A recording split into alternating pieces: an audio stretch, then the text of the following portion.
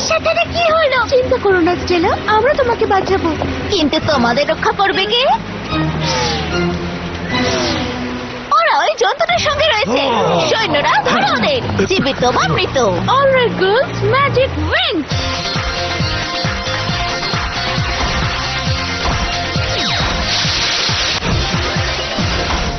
আমার পাওয়ার কেন কাজ করছে না? বাবা, রাজাকে সুরক্ষিত জায়গায় নিয়ে যাও, এই পশু রাজার ক্ষতি করতে চাইছে।